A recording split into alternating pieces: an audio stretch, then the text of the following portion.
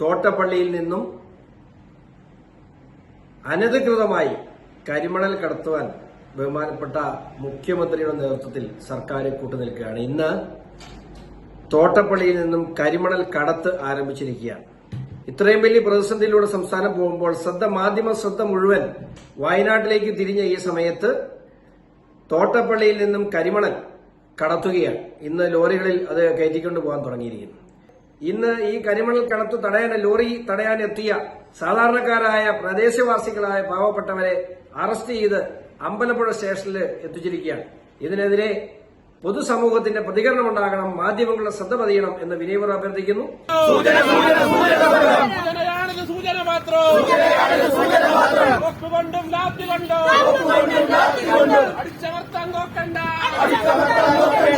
നമസ്കാരം. പിണറായി വിജയൻ ഇപ്പോൾ ചെയ്യുന്നത് മേപ്പാടിയിലെ ദുരന്തം വെച്ച് കാശുണ്ടാക്കുന്ന പരിപാടിയിലാണ്. അദ്ദേഹം പൊട്ടിക്കരയുകയാണ്. എൻ്റെ പ്രിയപ്പെട്ട ജനങ്ങളെ, നിങ്ങളെല്ലാവരും കാശ് കൊണ്ടുത്താ, അവിടെയുള്ള ആളുകൾ മരിച്ചിരിക്കുകയാണ്, വലിയ ദുരന്തമാണ്, ഇനി അങ്ങോട്ട് വലിയ ദുരന്തമുണ്ടായിട്ടില്ല, ഇതിലപ്പുറത്തേ ദുരന്തമില്ല എന്നൊക്കെ പറഞ്ഞിട്ടാണ് നമ്മളെ പെണുങ്ങാണ്ടി കരഞ്ഞുകൊണ്ടിരിക്കുന്നത്. എൻ്റെ പെണുങ്ങാണ്ടി, ഈ തട്ടിപ്പൊക്കെ ആളുകളുടെ മനസ്സിൽ താങ്കളെക്കുറിച്ചുള്ള ചിത്രങ്ങൾ മാറുമെന്നാണോ കരുതുന്നത്? താങ്കളെപ്പോലെ ഇത്രയും വലിയൊരു തട്ടിപ്പുകാരൻ കേരളത്തിലുണ്ടോ? താങ്കൾ മുഖ്യമന്ത്രിയായതിനു ശേഷമല്ലേ കേരളത്തിലെ കുന്നുകളും മലകളും ഇടിച്ച് തകർത്തത്, അവിടെയുള്ള പാറമടകൾ ഇടിച്ചത്, അവിടെയുള്ള മണ്ണിടിച്ച് തകർത്തത്, അവിടെയുള്ള മണ്ണീർത്തടങ്ങളും വയലുകളെല്ലാം മണ്ണിട്ട് തൂർത്തത്? ഇതിനു വേണ്ടി പ്രത്യേക ഏജൻസിയെ തന്നെ താങ്കളുടെ നേതൃത്വത്തിൽ കേരളത്തിൽ ഒരു ഗുണ്ടാ മാഫിയ സംഘം ഏർപ്പെടുത്തിയിട്ടില്ലേ? മാർക്സിസ്റ്റ് പാർട്ടിയിലെ ഏരിയ സെക്രട്ടറിമാരടക്കമുള്ള ആളുകളാണ് ഓരോ പ്രദേശത്തെയും ഗുണ്ടാ മാഫിയകളുടെ ഹെഡ്. ആ പ്രദേശത്ത് എവിടെയെല്ലാമാണോ മണ്ണിട്ട് തൂർക്കേണ്ടത്, എവിടെയെല്ലാമാണോ പാറമടകൾ പൊളിക്കേണ്ടത്, അവിടെയെല്ലാം കൃത്യമായി ഗുണ്ടകളെ വെച്ച് കൃത്യമായി എല്ലാ സംവിധാനത്തോടുകൂടി, പോലീസ് സംവിധാനത്തോടുകൂടി ചെയ്യുന്ന പരിപാടിയാണ് കഴിഞ്ഞ 8 വർഷമായി കേരളത്തിൽ നടന്നുകൊണ്ടിരിക്കുന്നത്. അതിൻ്റെ ഏറ്റവും വലിയ ദുരന്തമാണ് ഇപ്പോൾ മേപ്പാടിയിൽ നടക്കുന്നത്. താങ്കൾ വരുന്നതിന് മുമ്പ് എന്താണ് പറഞ്ഞത്?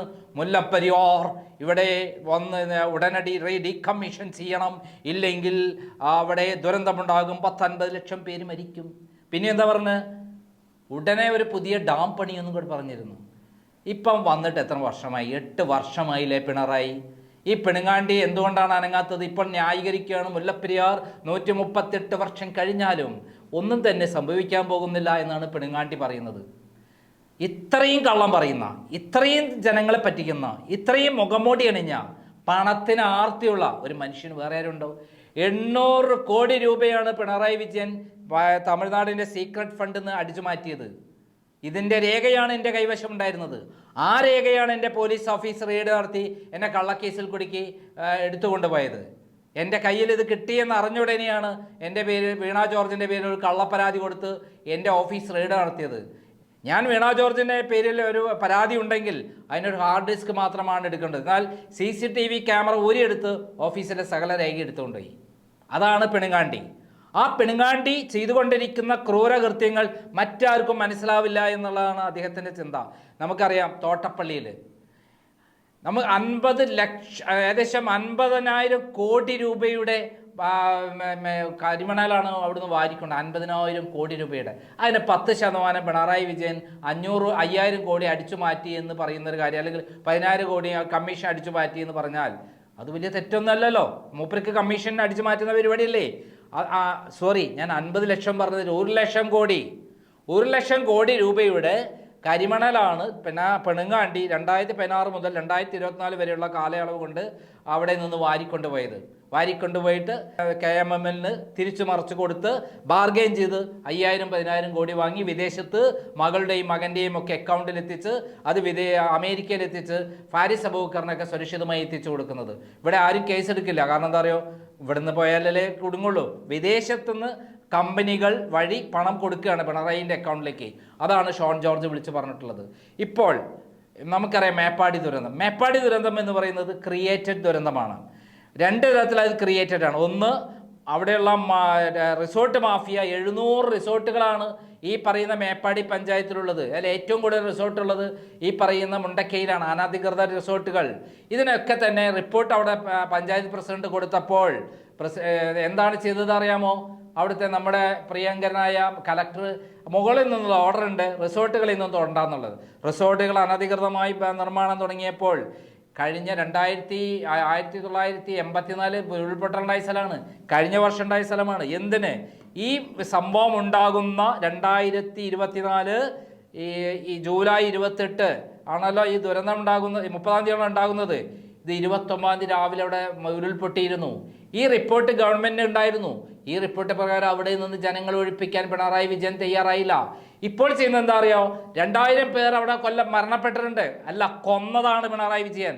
അവരെ രക്ഷിക്കേണ്ട ദൗത്യമുള്ള പിണറായി വിജയൻ, രക്ഷാദൗത്യത്തിൻ്റെ എല്ലാ വകുപ്പുകളും കൈകാര്യമുള്ള പിണറായി വിജയൻ അവിടേക്ക് പോലീസിനെ അയച്ചില്ല, അവിടത്തേക്ക് സംഘത്തെ അയച്ചില്ല, അവിടുന്ന് ജനങ്ങളെ ഒഴിപ്പിച്ചില്ല, അവരെ കൊന്നു. ഈ 2000 പേരെ കൊന്നു.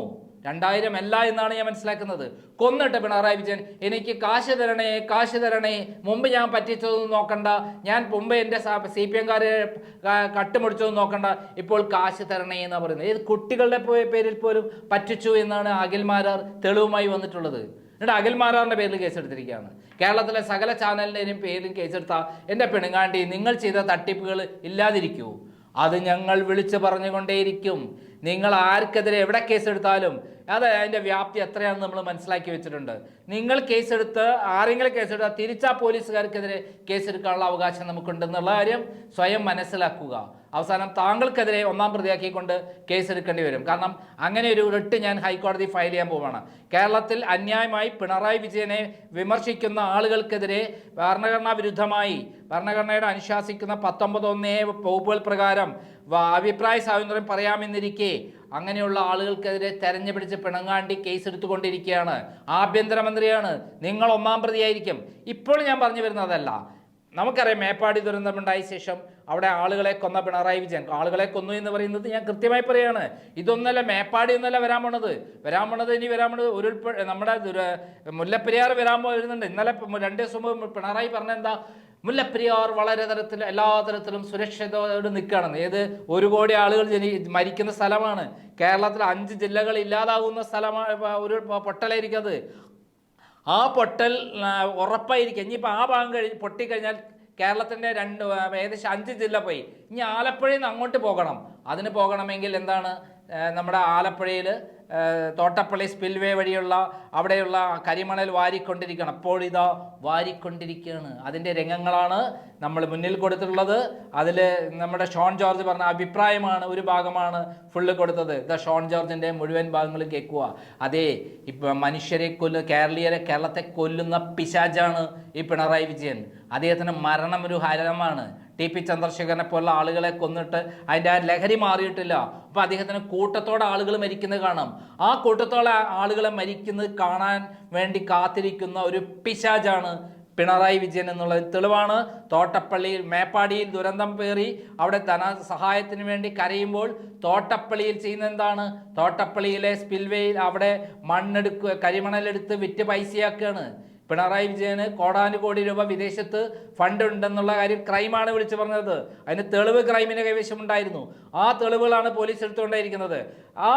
ഇപ്പോഴിതാ വീണ്ടും വാരാൻ പോയിരിക്കുകയാണ്. പോലീസ് സംവിധാനത്തോടുകൂടി, പോലീസിൻ്റെ എല്ലാ സംവിധാനത്തോടുകൂടി അവിടെ കരിമണലെടുത്തുകൊണ്ടിരിക്കുകയാണ്.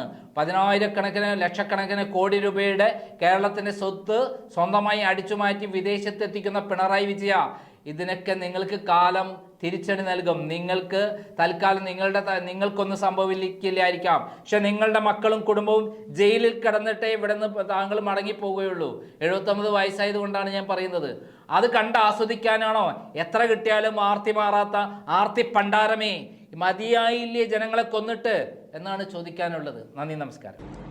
നമസ്കാരം. ഞാൻ അഡ്വക്കേറ്റ് ഷോൺ ജോർജ്. വയനാട് ദുരന്തത്തിൽ കേരളം വിറങ്ങലിച്ച് നിൽക്കുകയാണ്. ഈ ദുരന്തത്തിന്റെ ഞെട്ടലിൽ നിന്നും കേരളം വിട്ടുമാറിയിട്ടില്ല. ആ ദുരന്തത്തിന്റെ മറവിൽ തോട്ടപ്പള്ളിയിൽ നിന്നും അനധികൃതമായി കരിമണൽ കടത്തുവാൻ ബഹുമാനപ്പെട്ട മുഖ്യമന്ത്രിയുടെ നേതൃത്വത്തിൽ സർക്കാർ കൂട്ടുനിൽക്കുകയാണ്. ഇന്ന് തോട്ടപ്പള്ളിയിൽ നിന്നും കരിമണൽ കടത്ത് ആരംഭിച്ചിരിക്കുകയാണ്. ഇത്രയും വലിയ പ്രതിസന്ധിയിലൂടെ സംസ്ഥാനം പോകുമ്പോൾ മാധ്യമ ശ്രദ്ധ മുഴുവൻ വയനാട്ടിലേക്ക് തിരിഞ്ഞ ഈ സമയത്ത് തോട്ടപ്പള്ളിയിൽ നിന്നും കരിമണൽ കടത്തുകയാണ്. ഇന്ന് ലോറികളിൽ അത് കയറ്റിക്കൊണ്ട് പോകാൻ തുടങ്ങിയിരിക്കുന്നു. തോട്ടപ്പള്ളിയിൽ കരിമണൽ കടത്തുന്നതിന് മുഖ്യമന്ത്രിയും അല്ലെങ്കിൽ സർക്കാരും പറയുന്ന കാരണം തോട്ടപ്പള്ളി സ്പിൽവേയുടെ മുമ്പിൽ മണലടിഞ്ഞാൽ ആ തോട്ടപ്പള്ളി സ്പിൽവേയിൽ നിന്നും കുട്ടനാട് നിന്ന് വരുന്ന വെള്ളം കടലിലേക്ക് പോകാൻ തടസ്സമുണ്ടോ എന്നാണ്. ആ തടസ്സം നീക്കുവാനായി ഈ വർഷം ജൂൺ മാസത്തിന് മുമ്പായി തന്നെ 24 ലക്ഷം രൂപ മുടക്കി സർക്കാർ തന്നെ ടെൻഡർ ചെയ്ത് ആ തോട്ടപ്പള്ളി സ്പിൽവേയുടെ പൊഴിമുഖം തുറന്നു കഴിഞ്ഞു. എന്നിട്ടും ആ പേര് പറഞ്ഞ് ഇവിടുത്തെ നിയമങ്ങളെ കാറ്റിൽ പറത്തിക്കൊണ്ട് ഏതാനും ചെറു കാര്യങ്ങളിൽ കോടതിയെ പോലും തെറ്റിദ്ധരിപ്പിച്ചുകൊണ്ട് ഇവിടെ കരിമണൽ കടത്ത് പുനരാരംഭിച്ചിരിക്കുകയാണ്. പൊതുസമൂഹം ഉണരണം. ഇത് വലിയൊരു ദുരന്തത്തിലെ ഒന്ന്, സംസ്ഥാനത്തിന്റെ ഏറ്റവും വലിയ സ്വത്ത് ഇവിടെ കൊള്ളയടിക്കപ്പെടുകയാണ്. 2, തീരദേശം ഇല്ലായ്മ ചെയ്തുകൊണ്ടിരിക്കുകയാണ്. ഈ വിപത്തിനെതിരെ കേരള സമൂഹത്തിന്റെ പൊതുമനസ്സ് ഉണരണം. മാധ്യമപ്രവർത്തകർ ഇത് ഗൌരവമായി എടുക്കണം. അവിടെ ഇന്ന് ഈ കരിമണൽ കടത്തു തടയാൻ, ലോറി തടയാൻ എത്തിയ സാധാരണക്കാരായ പ്രദേശവാസികളായ പാവപ്പെട്ടവരെ അറസ്റ്റ് ചെയ്ത് അമ്പലപ്പുഴ സ്റ്റേഷനിൽ എത്തിച്ചിരിക്കുകയാണ്. ഇതിനെതിരെ പൊതുസമൂഹത്തിന്റെ പ്രതികരണം ഉണ്ടാകണം, മാധ്യമങ്ങളുടെ ശ്രദ്ധ പതിയണം എന്ന് വിനയപൂർവ്വം അഭ്യർത്ഥിക്കുന്നു. ഈ വിഷയം വെറുതെ വിടാൻ ഉദ്ദേശമില്ല. തീർച്ചയായിട്ടും ബഹുമാനപ്പെട്ട കേരള ഹൈക്കോടതിയുടെ പരിഗണനയിലേക്ക് ഈ വിഷയം അടുത്തയാഴ്ച കൊണ്ടുവരും. ഇതിന്റെ അന്ത്യം വരെ, ഈ കൊള്ള അവസാനിക്കുന്ന വരെ നിയമപരമായ പോരാട്ടം തുടരും. നന്ദി, നമസ്കാരം.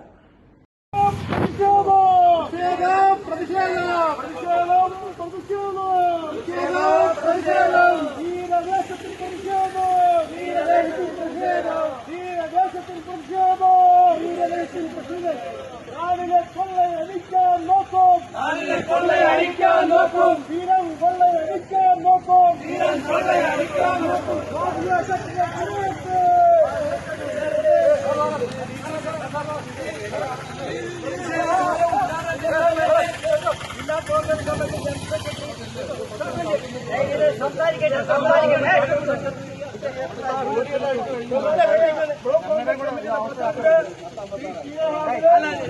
ബഹുമാനായ മുൻ block congress committee president M H. Vijayan, Shri മണ്ഡലം കമ്മിറ്റിയുടെ പ്രസിഡന്റ്, നമ്മുടെ പ്രിയങ്കരനായ ഈ സമരസമിതിയുടെ ചെയർമാൻ, കഴിഞ്ഞ 2 വർഷക്കാലമായി ഇവിടെ നിരന്തരമായ പോരാട്ടങ്ങൾ നടത്തുന്ന പ്രിയങ്കരനായ ശ്രീ സുരേഷ് കുമാർ തുടങ്ങി ഇവിടെ എത്തിച്ചേർന്നിട്ടുള്ള പ്രിയപ്പെട്ടവരെ, ഇതൊരു സൂചന മാത്രമാണ്. നമുക്കറിയാം, നമ്മളെ സംബന്ധിച്ചുള്ള തീരത്ത് ആയിരക്കണക്കിന് ആളുകളെ കൂട്ടി സമര രംഗത്തേക്ക് ഇറങ്ങാൻ കഴിയുന്നവരാണ് നമ്മൾ. പക്ഷേ ഏത് നിമിഷവും ഈ കഴുകൻ കണ്ണുകളുമായി തീരം കവർന്നെടുക്കുവാൻ വരുന്ന ഈ ശക്തികൾക്കെതിരായിട്ട് സമരമുഖം തുറക്കുക എന്നുള്ളതാണ് നമ്മൾ ഇന്ന് ഇതുകൊണ്ട് ഉദ്ദേശിക്കുന്നത്. അതുകൊണ്ട് നമ്മൾ വലിയൊരു സമരങ്ങളുടെ തുടക്കം എന്ന നിലയിൽ കഴിഞ്ഞ ദിവസം നമ്മൾ പറഞ്ഞു, നമ്മൾ സൂചിപ്പിച്ചു, ഇവിടെ കരിമണൽ എടുക്കുവാനായി കടന്നു വന്നാൽ ആ കരിമണൽ എടുക്കുവാൻ ഞങ്ങൾ അനുവദിക്കില്ല എന്ന് ഞങ്ങൾ പറയുന്നുണ്ടായി. അത് എന്താണ് ആ കരിമണൽ എടുക്കുന്നതിന്, തീരം കവർന്നെടുക്കുന്നതിന് ഇവർ കടന്നു വന്നാൽ അതിനെതിരായിട്ട് അതിശക്തമായ സമരങ്ങളിലേക്ക് ഞങ്ങൾ കടന്നു പോകുമെന്നത് പ്രഖ്യാപിച്ചിരുന്നു. അതിന്റെ തുടർച്ചയാണ് ഇന്ന് ഇവിടെ കടന്നു വന്നപ്പോൾ ഞങ്ങൾ ഇവിടെ എത്തിച്ചേർന്നിട്ടുള്ളത്. അതുകൊണ്ട് ഇതിനകത്ത് ഞങ്ങളൊരു സൂചന മാത്രമാണ്. ഈ സമരം വളരെ വിപുലമായി, വിശാലമായി അമ്പലപ്പുഴയുടെ തീരം, അമ്പലപ്പുഴ നിയോജകമണ്ഡലം, ഹരിപ്പാട് നിയോജകമണ്ഡലം, ആലപ്പുഴയുടെ തീരപ്രദേശത്തിൽ പടർന്നു കത്തും എന്നുള്ള കാര്യത്തിൽ ആർക്കും സംശയം വേണ്ട. അന്ന് പിണറായി വിജയൻ 600 പോലീസുകാരുടെ എസ്കോർട്ടോടുകൂടി കടന്നു പോകുന്ന പിണറായി വിജയന്റെ ഒരു പോലീസുകാർക്കും ഈ സമരത്തെ അടിച്ചമർത്താൻ കഴിയില്ല എന്നുള്ള യാഥാർത്ഥ്യം നിങ്ങൾ മനസ്സിലാക്കണം. ഒരു ജനകീയ ശക്തിയെയും അടിച്ചമർത്തുവാൻ ഭരണകൂടത്തിന് കഴിയില്ല. ഇത് ജീവിക്കുവാനുള്ള സമരമാണ്, ജീവിക്കുവാനുള്ള പോരാട്ടമാണ്. ഈ പിറന്ന മണ്ണിൽ പിടിച്ചു നിൽക്കുവാനുള്ള സമരമാണ്. ഈ സമരം ധാർമ്മിക സമരമാണ്.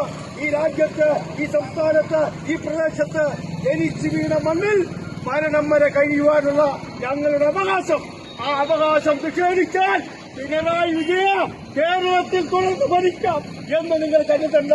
മാത്രമല്ല, അവർക്ക് വേണ്ടി ഓശാന പാടുവാൻ നിങ്ങൾ കേരള സംസ്ഥാനത്തെ മുഴുവൻ പോലീസിനെയും അണിനിരത്തിയാലും നിങ്ങൾക്ക് കഴിയില്ല എന്നുള്ള യാഥാർത്ഥ്യം നിങ്ങൾ മനസ്സിലാക്കണം.